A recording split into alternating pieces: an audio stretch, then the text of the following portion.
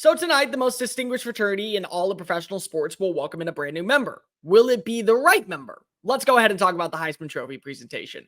If you are new here, welcome on into the channel. My name is Cole Thompson. I'm a radio show host based in Houston, and I talk college football daily. So if this is the type of content you enjoy, make sure you smash that subscribe button down below. Leave a comment telling me your thoughts on the Heisman Trophy presentation. Give me your order on how you would rank the players who are listed. Tell your friends, your family, your sister, your brother, your mortal enemies, your best of bros, your workout buddy, your entire fraternity, your entire church congregation, and the drunk guy passed out in a Waffle House parking lot about this channel, because we are on the race to 1,000, then 5,000, then 10,000, then 100,000. Ladies and gentlemen, we're going to get there. So why don't you jump on in while the water's fine. Go ahead and give me a follow on social media at Mr. Cole Thompson. I talk college football over there nonstop, and we can continue to talk college football every single day, no matter where we may be.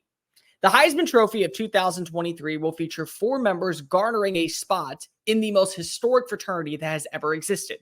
Of course, you have LSU quarterback Jayden Daniels, Oregon quarterback Bo Nix, Washington quarterback Michael Penix Jr., and Marv, my apologies, of Ohio State will have the opportunity to join an elite group of players for their efforts in 2023. There's a lot of people who are going to bring up the conversation of, does Marvin Harrison Jr. really belong in the race? Yeah, in a certain extent, he does. Now, I personally did not think he deserved to win the Fred Biletnikoff Award. I am a voter, and he was not my number one pick. I thought Malik Neighbors was the right guy. But the difference is that Malik Neighbors could have been on any other team and still would have made an impact. Marvin Harrison would have done the exact thing, but you wouldn't have seen as much as a significant drop-off in terms of the offensive production found in Baton Rouge as you would have in Columbus. Plain and simple. Marvin Harrison Jr. won the game against Penn State. The reason why the Nittany Lions are sitting at 10-2 and not 11-1 is because Marvin Harrison Jr. decided to have a career day with over 156 yards and a touchdown, and he's done it consistently. The guy was completely a difference maker, and honestly, Weapon X for the Buckeyes with average to maybe slightly above average quarterback play. He took over games. He literally transformed an offense every single Saturday, and he was pretty clearly the prime destination of where Kyle McCord wanted the ball to go to. And so I believe he deserves a spot in New York City. I don't believe he deserves to win the award because that's an easy one. It's Jayden Daniels. Jayden Daniels absolutely should be the winner of this year's Heisman Trophy. And I don't really think you're going to get that much of an argument, but let's just go ahead and go through the basis real fast. Those of you who say he does not play meaningful games because LSU finished 9-3, you're having a casual take. This is absolutely asinine. There is no way that you can justifiably say, oh, because if you're not in the college football playoff, this is where we get to have the conversation of who belongs in the trophy presentation. Nope. I'm not going to buy that one. There have been multiple winners of 3 losses attached to their name that have taken home the honor. And this is a year where you look at the stat line and stats prove evident. Look at LSU. Do me a favor.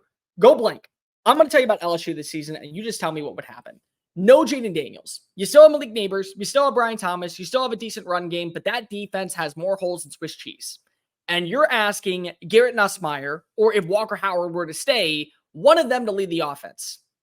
We're talking about a 7-5 season, 6-6 at worst, maybe even worse if we really want to be completely honest. The reason why Jayden Daniels is going to win the award is because of you're looking for the best player in college football, period. And I agree, Michael Penix Jr. absolutely deserves some praise. He led a Washington team through close calls, skating by the edge of their teeth to a college football playoff appearance. Bo Nix made history this past year, one of the highest completion percentages we will ever see in college football. And he actually was leading the charge for the Heisman Trophy going into the Pac-12 championship. Number 1 in passing yards, number 2 in passing touchdowns, number 3 in total touchdowns on the year. The guy was a baller. But I want you to go ahead and look at the stat line for Jayden Daniels. This is a guy who, if you just took his rushing totals, may end up being all-conference for several opponents. Like in the Pac-12, all-conference player. As a running back, all-conference player in the Big Ten. As a running back. And then you throw in his 40 touchdowns, which led college football, his completion percentage of 68.5, which was top 10 in college football, his passer rating, which was over 200, which was top 3 in college football, his passing yards, which were top 5, and then you also add in the fact that he single-handedly kept LSU afloat.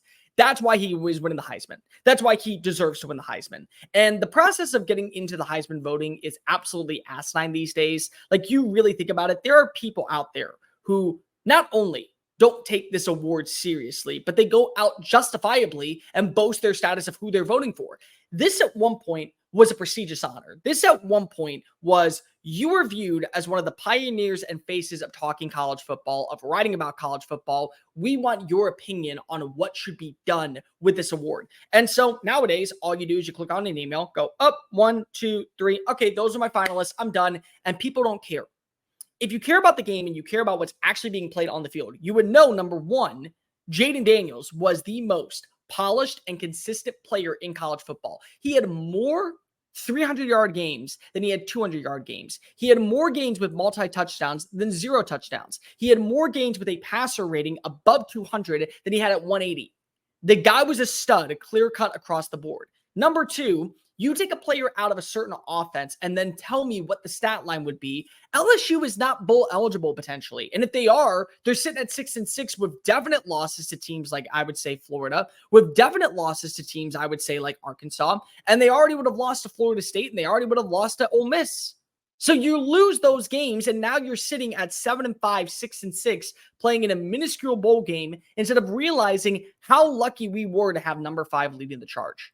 The guy was phenomenal this year. He's one of 7 players in college football history to throw for 3,000 and run for 1,000 in a single season. This is what the Heisman's about. And he carries the load and he carries the weight of the Tigers on his back like a true leader. So production is there. The numbers are there. The consistency is there. The only thing that's really missing is 3 losses next to his name. And I hate the stat line more than anything else. And this is one of those takes that when people go out and they tell you that they know college football, I immediately ask them one question. And if they don't answer it right, I don't take their opinion seriously. Wins are not a quarterback stat. They're not. I have seen multiple quarterbacks in the collegiate level and in the NFL level put up asinine, insane, highly productive numbers, look like they are the future of the sport. And they finish on a team that's what? Maybe 4-12, maybe 7-10, maybe 8-9. They're not that great because the defenses fall apart. Wide receivers drop passes. The third down inconsistencies, the inability to run the football all hinder a team's success. You take out Jayden Daniels. This is not a Tigers team that's playing for anything in January. This is not a Tigers team that is hitting not the reset button or the regroup button. They are imploding in year 2 underneath Brian Kelly. The reason why this team was even close to being successful was because number 5 was slinging around the rock. So I don't really have a problem with the process of how we get here. What I have a problem with is how we make sure that the right people win the award. Nobody batted an eye when when Lamar Jackson won the award. Nobody batted an eye when RG3 won the award. And even when you had guys like running backs such as Derrick Henry and wide receivers such as Devonta Smith win the award, they won it because they made history. You realize that Jayden Daniels made history. It should be a clear-cut path. Tonight, when the award is officially announced, there's no denying it. Number 5 should be hoisting up the trophy and welcomed into the fraternity of all time. He has proven time and time again that he is worthy of being college football's finest player. And I think tonight in Radio City Music Hall, we will see justification be rewarded to JD5. Hey guys, thank you so much for watching that video. Don't hit the X button yet. Make sure you hit subscribe to keep up with all of our daily content found on Just Saying It and anything else that we post on this channel. Bye.